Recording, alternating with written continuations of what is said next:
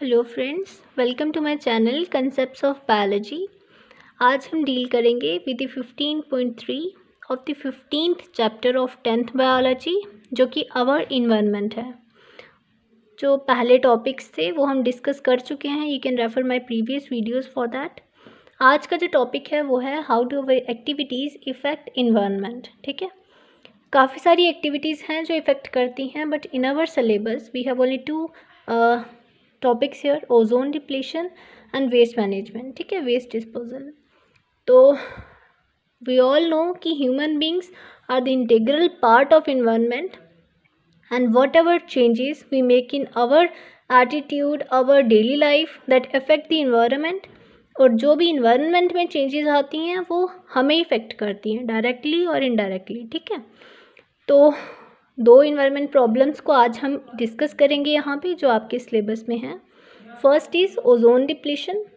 सबसे पहले depletion, that is ख़त्म होना, डिप्लीट होना, and ozone is a new word for you. सुना काफ़ी बार होगा, but let me define this कि ओजोन लेयर है क्या और ओजोन क्या है। ठीक है, फर्स्ट थिंग कि ओजोन लेयर क्या है। अर्थ के एटमॉस्फेयर में ट्रोपोस्फेयर, स्ट्रेटोस्फेयर, ये लेयर्स पड़ी होंगी आपने या नाम सुना होगा इनका प्रीवियस क्लासेस में। तो ओजोन लेयर अर्थ के स्ट्रेटोस्फेयर की एक लेयर है, एक रीजन है जो कि अल्ट्रावायलेट रेस को एब्जॉर्ब करती है। सन से जो यूवी रेस रिलीज होती हैं उनको एब्जॉर्ब करने का काम करती है हमारी ये वाली ozone layer that is present in the stratosphere of the earth. ठीक है, अब ओजोन क्या है हम सबको पता है, मॉलिक्यूलर ऑक्सीजन इज़ O2। ठीक है, और O3 is the ozone. Ozone 3 atoms of oxygen मिलके बनती है। ठीक है, अब ओजोन की फॉर्मेशन बता देती हूँ कि मॉलिक्यूलर ऑक्सीजन पे जब यूवी लाइट स्ट्राइक करती है तो molecular oxygen breaks into free oxygen atoms. ठीक है, जब एक फ्री ऑक्सीजन एटम कंबाइन करेगा मॉलिक्यूलर ऑक्सीजन के साथ तो वी गेट ओजोन। ओके, अब ओजोन बन गया, पर ओजोन डिप्लीट होने से क्या होगा, ये मेन टॉपिक है हमारा। अब ये बताऊं कि ओजोन का काम पता क्या है। ये अर्थ का है ना सरफेस हमारा, अर्थ के सरफेस के ऊपर ये शील्ड बनी हुई है, एक शील्ड है जो कि सन की अल्ट्रावायलेट रेस को हम तक नहीं पहुंचने देती है। अगर हम तक पहुंच गई तो स्किन कैंसर जैसी बहुत तरह की डिजीज हो सकती हैं। ठीक है, because ultraviolet rays are harmful for human beings and living beings too. ठीक है, अब ये बात आती है कि अब डिप्लीशन का सवाल क्यों है, डिप्लीशन एक खतरा क्यों है। शील्ड है, ऑब्वियस सी बात है, कोई भी शील्ड हमारे आगे रख दो, उसको हटा दो तो हमारे लिए रिस्क बन जाता है ना। तो अर्थ के आगे भी एक शील्ड है जो प्रोटेक्ट कर रही है। अब अगर ये डिप्लीट हो जाएगी तो यूवी रेस आने का खतरा बढ़ गया। ठीक है, इजीली ओजोन डिप्लीशन एक टॉपिक है जो आज भी बुक्स में पढ़ाया जा रहा है।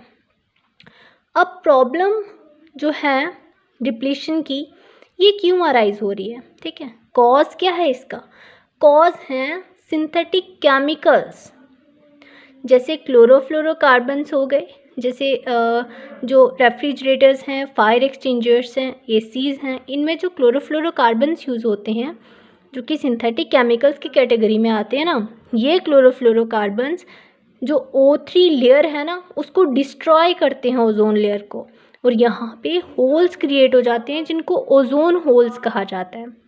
ये नासा ने पोल्स में देखा था, जैसे अंटार्कटिक पोल में बहुत सालों पहले आपने न्यूज़ सुनी होगी कि नासा ने अंटार्कटिक पोल पे एक ओजोन होल देखा है ना, बिकॉज़ वहाँ पे ये रेफ्रिजरेटर्स बहुत यूज़ होते हैं, ठंडा करने के लिए नहीं, खाने को गर्म रखने के लिए। ठीक है, कांस्टेंट टेम्परेचर पे रखने के लिए।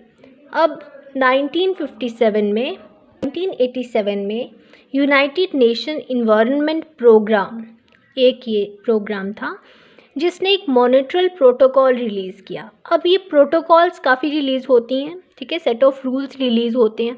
अब कोई भी चीज़ हद से ज़्यादा होगी तो उसको कंट्रोल करने रूल्स चाहिए ना, तो UNEP ने एक प्रोटोकॉल निकाल दी, उसका नाम रखा मॉन्ट्रियल प्रोटोकॉल, जिसके अंडर क्या था कि जितने भी CFCs मैन्युफैक्चर हो रहे हैं कंपनीज़ में वो बैन कर दिए जाएं, ठीक है। अब CFCs जो फोम ब्लोइंग एजेंट्स हैं, अगर वो ओजोन को डिप्लीट कर रहे हैं, अगर वो एक ऐसी शीट को डिप्लीट कर रहे हैं, एक ऐसी शील्ड को डिप्लीट कर रहे हैं जो अर्थ की है, जो अर्थ को प्रोटेक्ट करने के लिए है, तो ऑब्वियस सी बात है उन केमिकल्स को रिलीज़ होने से रोकने की ज़रूरत है।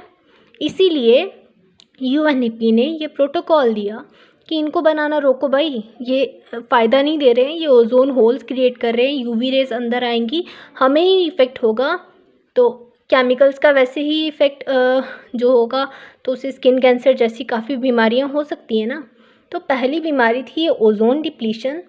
तो ये फर्स्ट जो बीमारी नहीं कह सकते, एक इशू है, ये बहुत बड़ा इशू है ओजोन डिप्लीशन, ठीक है, कि ओजोन डिप्लीट होना बहुत बड़ा रिस्क फैक्टर है।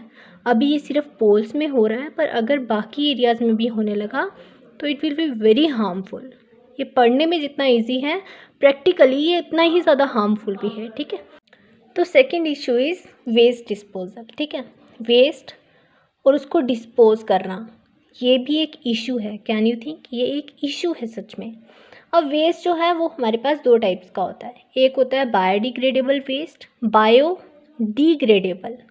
मीनिंग देखो, वर्ड को तोड़ के मीनिंग देखो। बायो मतलब ऑर्गेनिजम्स उसको डिग्रेड कर सकते हैं, लिविंग फॉर्म्स उसको डिग्रेड कर सकती हैं, ऐसा वेस्ट। और नॉन बायोडिग्रेडेबल जिसको लिविंग फॉर्म्स डिग्रेड नहीं कर सकती हैं, ठीक है। अब बायोडिग्रेडेबल में हमारे पास फूड वेस्ट आ जाता है, एनिमल डंग आ जाता है, बायोडिग्रेडेबल प्लास्टिक्स आ जाते हैं। नॉन बायोडिग्रेडेबल में हमारे पास टिन्स, प्लास्टिक्स, रबर, थर्माकोल, ये सब आ जाते हैं, ठीक है। अब वेस्ट एक इशू क्यों है? अब देखो, हम कोल खा सकते हैं क्या? नहीं खा सकते हैं, बिकॉज कोल को डाइजेस्ट करने वाली एंजाइम्स नहीं हैं। तो स्पेसिफिक एंजाइम्स होते हैं ना जो उसी स्पेसिफिक चीज़ को डाइजेस्ट कर सकते हैं, है ना। वैसे ही पर्टिकुलर ऑर्गेनिजम्स होते हैं जो जैसे फंजाई, ये सैप्रोफाइट्स, ये सब इन सब चीज़ों को डाइजेस्ट करेंगे, फंजाई बैक्टीरिया इन पे ट्रीट करेंगे। पर प्लास्टिक्स को ये नहीं तोड़ सकते, they can't break the plastics. तो नॉन बायोडिग्रेडेबल जो सब्सटेंसेस है ना, इनको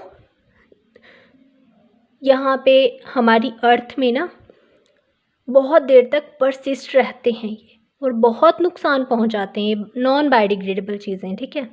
एग्जाम्पल्स की बहुत बड़ी लिस्ट है, ठीक है। इनको हमें जब ट्रीट करवाना पड़ता है प्रेशर देके, टेम्परेचर देके, रिसाइकिल करके ट्रीट करवाना पड़ता है, पर नेचुरल कंडीशंस में इन्वायरमेंट की ये डिग्रेड नहीं हो सकते हैं, ठीक है। तो दूसरी प्रॉब्लम, अब हम बायोडिग्रेडेबल वेस्ट को तो लैंडफिल्स, बड़े बड़े लैंडफिल्स होते हैं, उनमें हम डाल सकते हैं ताकि वो ऑर्गेनिजम्स इनको ट्रीट करें और इनको मतलब डिकम्पोज वगैरह कर दें। लैंडफिल्स में भी नॉन बायोडिग्रेडेबल और बायोडिग्रेडेबल अलग से निकालते हैं म्युनिसिपल वाले, और फिर बायोडिग्रेडेबल को तो वो कर देते हैं ट्रीट, पर नॉन बायोडिग्रेडेबल को रिसाइकलिंग के लिए बेचते हैं। पर जिन एरियाज़ पे म्युनिसिपल काम नहीं कर रहा हो, वहाँ क्या हो रहा है, वहाँ पे नॉन बायोडिग्रेडेबल हार्म पहुँचा रहे हैं अर्थ को, ठीक है। और सीवेज ट्रीटमेंट से भी हम बायोडिग्रेडेबल को ट्रीट कर लेंगे। अब वेस्ट की यही प्रॉब्लम है कि जो नॉन बायोडिग्रेडेबल वेस्ट हैं ये बहुत ज़्यादा हार्म पहुंचा रहे हैं हमारी अर्थ को, क्योंकि ये इन्वायरमेंट की नेचुरल कंडीशंस में नहीं ट्रीट होते हैं, ठीक है। बायोडिग्रेडेबल तो हो जाते हैं, इसलिए बार बार ये हमारी गवर्नमेंट कहे या हमारी साइंस बुक्स कहें, नेशनल चैनल्स कहें, कोई भी कहे, बार बार कहते हैं नॉन बायोडिग्रेडेबल चीज़ों को बैन करो, कम यूज़ करो। कई सिटीज़ में प्लास्टिक्स बैन है, पर तब भी हमें एफर्ट्स लगाने हैं। देखो, साइंस सिर्फ रट्टा लगाने के लिए, रोट लर्निंग के लिए, एग्ज़ाम में आंसर देने के लिए नहीं है। Science is to make us literate कि क्या सही है क्या गलत है। कूलर्स एक ऐसा पॉइंट है जो आई वांटेड टू मेंशन। पहले हमारी ट्रेन्स में ना क्ले कप्स हुआ करते थे। क्ले कप्स अभी भी आप जाओगे मार्केट में ख़रीदने मिलते हैं, ठीक है। कूलर्स, फर्टाइल सॉइल जो होती है उससे बनाए जाते हैं कूलर्स। पर प्रॉब्लम क्या हुआ कि हमारी जो फर्टाइल टॉप सॉइल थी, इनको बनाने के चक्कर में उसका लॉस होना शुरू हो गया। तो इसलिए इनको तो इतना ज़्यादा नहीं यूज़ किया जाता है, इनको फर्टाइल सॉइल को ध्यान में रख के बंद कर दिया यूज़ करना, कम ही करते हैं। पर nowadays we are using paper cups. ये भी ठीक है, बिकॉज यार दीज आर बायोडिग्रेडेबल, ठीक है। पर ध्यान रहे नॉन बायोडिग्रेडेबल चीज़ों को जितना हो सके don't use them and use biodegradable things. और अपने घर में भी अगर आप वेस्ट निकाल रहे हो तो दोनों को अलग अलग से निकालो, ठीक है, डोंट मिक्स देम, ताकि बायोडिग्रेडेबल डिकम्पोज हो जाए और नॉन बायोडिग्रेडेबल रिसाइकिल के लिए बेच दिए जाएँ, ठीक है। तो दिस वर द 2 इश्यूज़ जिनके बारे में मैंने आपको बता दिया। This was the last topic of 15th chapter. कल मैं नया टॉपिक स्टार्ट करूँगी, नया चैप्टर स्टार्ट करूँगी। सो अगर कोई भी कन्फ्यूजन्स है you can comment in the comment section below. Thank you.